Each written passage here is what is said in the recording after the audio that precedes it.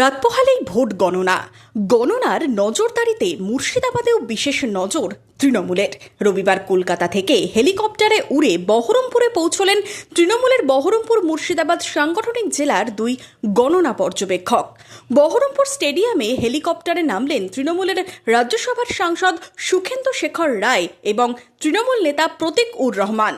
সুখেন্দু শেখরের দাবি, গণনার দিকে নজর রাখতেই নেতাদের নির্দেশ দিয়েছে দল। মুর্শিদাবাদে হবে ভালো ফল। সাংসদ, বিধায়ক বা দলীয় পদে যারা রয়েছেন গুরুত্বপূর্ণ পদে, তাদের জেলায় জেলায় পাঠানো হয়েছে, যাতে কাউন্টিংয়ের ব্যাপারে আমাদের কর্মীদের মধ্যে একটা যে চাঞ্চল্য দেখা দিয়েছে, উৎসাহ দেখা দিয়েছে গণনাকে কেন্দ্র করে, সেটা যাতে ঠিকমতো চলে। আমরা মুর্শিদাবাদে বরাবরই ভালো রেজাল্ট করেছি, এবারেও তার কোনো ব্যতিক্রম ঘটবে না।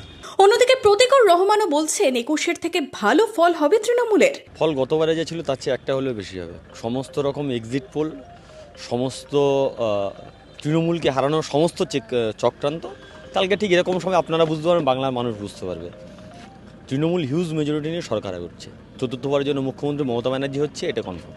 অন্যদিকে তৃণমূলের জঙ্গিপুর সাংগঠনিক জেলার গণনা পর্যবেক্ষক আসিফ ইকবাল বৈঠক সারলেন দলের নেতাদের নিয়ে। সোমবার গণনায় কি হয় সেদিকেই নজর সব পক্ষের। Bureau report, imagine community media.